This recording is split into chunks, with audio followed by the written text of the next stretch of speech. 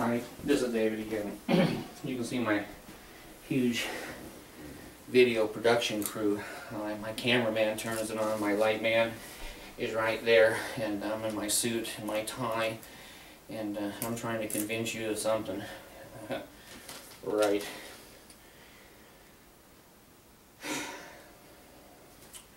Let me hit a subject on shunning. This is an important subject to me because of my background in working in special education and handicapped children and adults my whole life, professional life. Shunning, I've learned firsthand. This is not something off the internet. It's not something that you can debate. It's my experience. I was a Mormon for 50 years, and I've been shunned now for 10, so I have a little bit of a authority to speak on how I feel. Not speaking for all the other Mormons. I'm not speaking for anybody. I keep saying this over and over on every video. I'm talking about me. I'm not trying to get anyone to not join the Mormon Church or leave the church, Mormon Church. Those are not my motivations. My motivation is this is therapy for me. Anyone that watches it, great. If you don't watch it and I have 0 hits, that's great too. I don't care. I have no motivation. I don't give a rat's ass who watches these, and if it helps somebody, great. And if it doesn't, that's fine too. Just turn it off, throw it in the trash, like I say over and over. Shunning is something that when you're a Mormon, you don't know about. It's not overt doctrine. It's subliminal. And when you're young, a child and a young adult, having your family and your kids and grandma and Christmas, you don't hear the word shunning. It's not a doctrine that's even spoken about. It's not even spoken about. Now there is a quote, look it up yourself. I'm not going to memorize. I've done this for myself. You're interested? You go look it up. A quote from Brigham Young that basically says if somebody leaves the church or is excommunicated or what, that you should, he doesn't use the word shun, that's not in the quote. He says that you should not interact with them basically, and I'm paraphrasing, not talk to them, not be around them, and let them, be by themselves and be punished. So you don't hear a lot about shunning, and if you talk to a Mormon, they'll say, oh no, that's not part of our religion. We don't shun anybody. We accept fat, old, young, every religion, race, they don't, but they're trained to say that. We don't shun. They're trained to say that too. Well, let me tell you my experience. And then you can talk to other people who've been members, not members, whatever, and then you can decide for yourself. Don't use the burning bosom in your heart there, just use your brain. I didn't realize that shunning existed in the Mormon Church until I was divorced the first time in the Mormon Church. Well, I was a man, and I guess I still am. I haven't, gone to any hospitals yet. And I found that when I went to church and when I went to socials, where I had long been welcomed because I was part of the in-group of the cult, I wasn't anymore. I noticed that people didn't want to sit beside me in the meetings, and I noticed that when we had dances that it was obvious that I wasn't to be asking single or married women to dance at a Mormon dance. No one told me this. There's no sign on it. There's nothing anywhere. It's just what I saw. I noticed that I wasn't called into any positions to teach any classes or to guide or represent the church in any way. I really found I was a second-class citizen. Now, I didn't quite realize that. Now that I'm looking back on it, whatever, 20 or 30, 40 years, I see it now. But at the time, I thought, well, okay. See, that's Mormonism. Whatever they do or say, it's okay. Hit me against the wall again. So I did notice that I wasn't accepted and as welcome in the Mormon Church as I was. If you're young and if you're married and you have 2 or 3 little kids, boy, you fit right in. You fit right into the Mormon Church, and that's where they get their tithing, those young families that try to live on 90% of their income. So that was my first experience with shunning in the Mormon Church, how the members shunned me. And then I remember too, I was getting just a beginning of my children and parents shunning me because I was divorced, that that's not the Lord's way, you marry for time and eternity, and you know, they went on and on. And that was their belief system, and I was being subjected to their morality and their belief system. And I found my family pretty much not really totally turning their back, but beginning to turn their backs and beginning to give me the warning that if I don't fall in line, if I don't do what the Mormon Church thinks I should do, I'm going to be up shit creek without a paddle. Well, I decided to get married again. Well, why did I get married the first time? Because everyone else was going on a mission. I was at BYU, and I didn't want to go on a mission and live with a guy for 2 years. I didn't find that to be especially attractive for even Jesus' service. And so everyone started looking at me at BYU. I was starting to be shunned at BYU. I would go to a class, and every time someone spoke, they would say, well, when I was on my mission to France, see, that's the secret word, secret. When I was on my mission too, and I was one of the few people there that hadn't been on a mission, so I felt like dog shit. I go, oh boy, that's a lot of stress and the pressure they're putting on me. I don't want to go on a mission. I have been morally clean. I've obeyed all the rules of the Mormon Church, but everyone is now, you know, putting the scarlet S on my forehead because I didn't go on a mission. So, stupid me, cult me, I decided to get married. That would prove, if I married in a temple, that I wasn't under any kind of condemnation for sexual sin and whatever. So I, you know, asked the first girl that I saw, and we got married and down in Manti Temple, and the shunning stopped. Oh, okay. Shunning works. Don't kid yourself. Shunning works. I'll tell you how to fix it, but shunning works. So, the first divorce, I got remarried again, and the shunning stopped. Oh, we were a happy, happy family. Count your many blessings. It was just, you know, praise to the man. Not to Jesus, but praise to the man. That's their favorite song, Joseph Smith's song. So, I got divorced again, and when you get divorced, there is an automatic shunning, but now the Mormons had a problem. I got custody of 5 children. The youngest one was 8 months old. Now, how do they shun you? See, they're only programmed for their own system. When you step outside the box of their system, they go crazy. They have no idea what to say or what to do. And the cult has pretty much trained them to react to everything.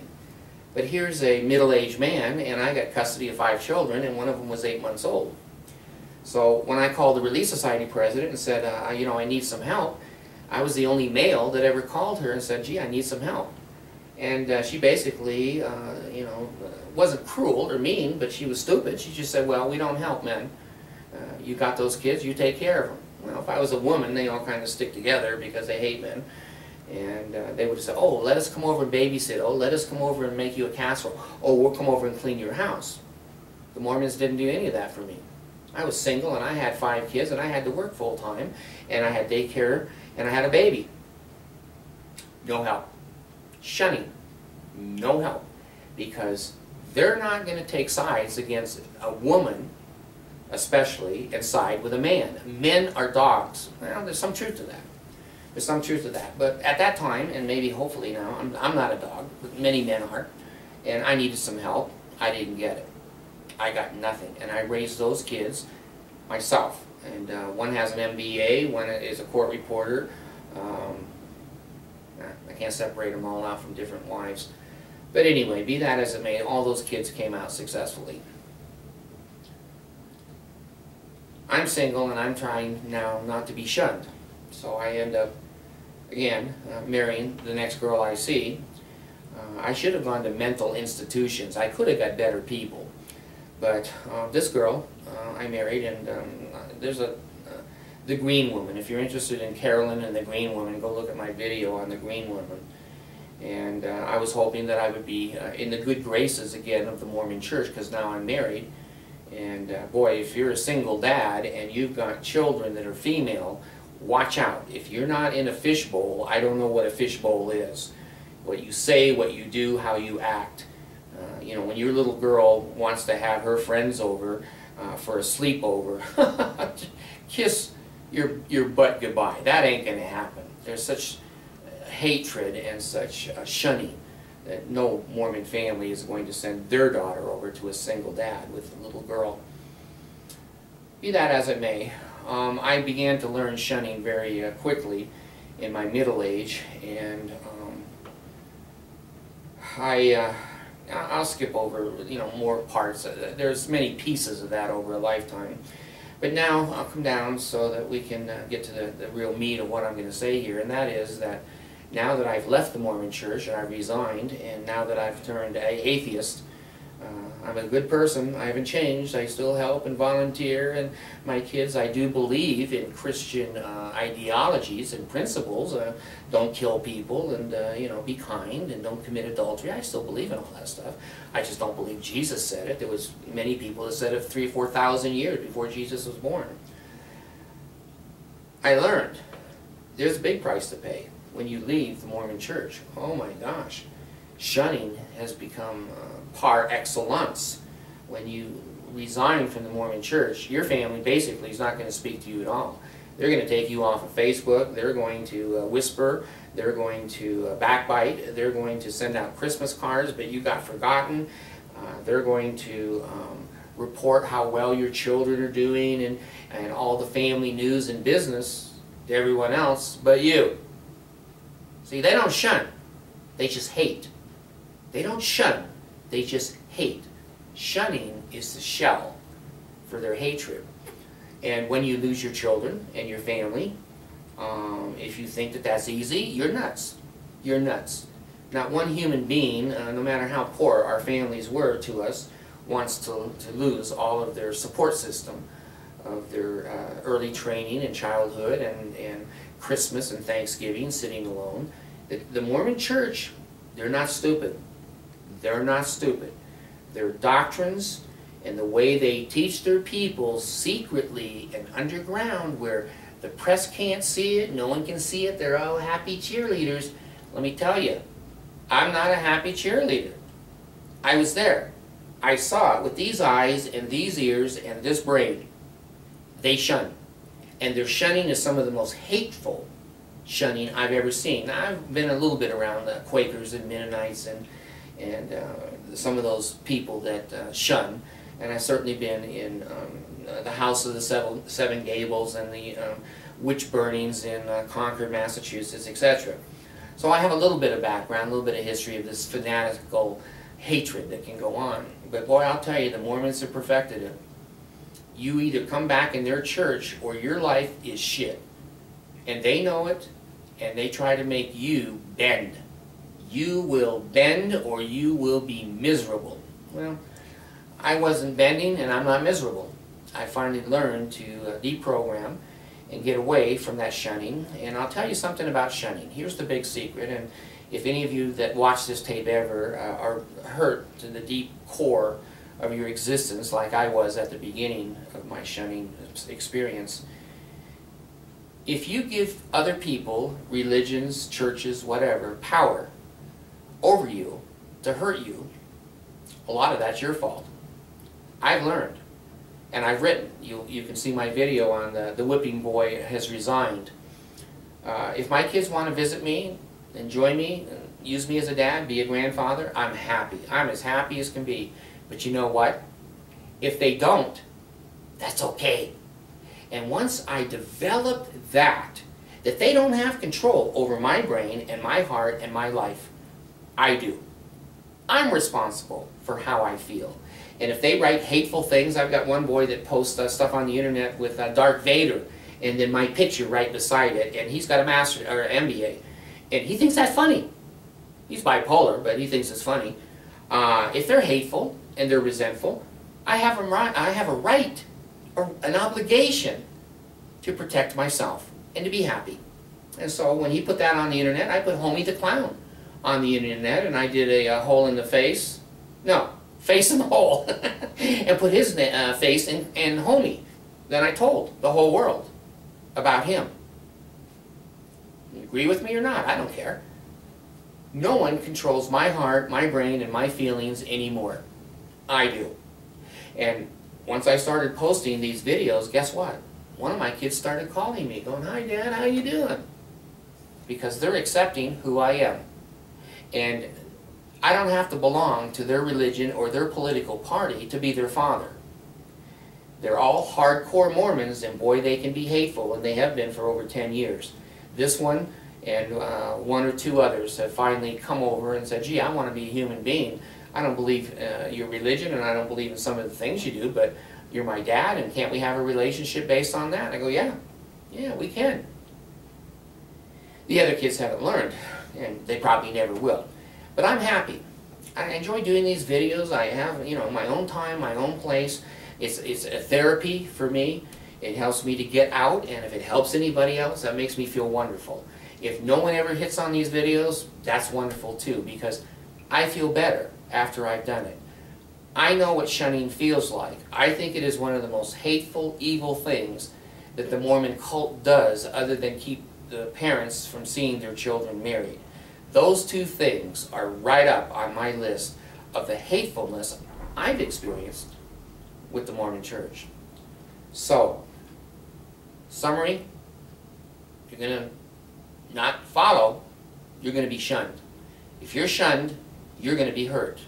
And if you're hurt, you're going to need some kind of recovery process to come to a point where you have to change your whole belief system.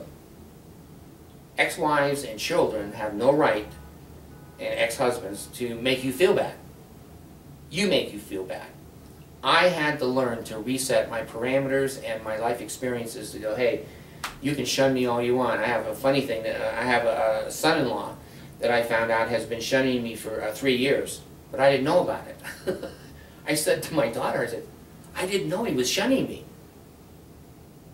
She said, well, then that didn't hurt you, did it? I go, not a bit. Not a bit. So shunning is an interesting human process. The person you're shunning, they have to know about it. So the punishment is there. So if you're shunning, there should be a law. There should be a law that if you're shunning, you must give notification to the person you're shunning, so your shunning doesn't go to waste. So anyway, I appreciate you watching. Thanks. Bye.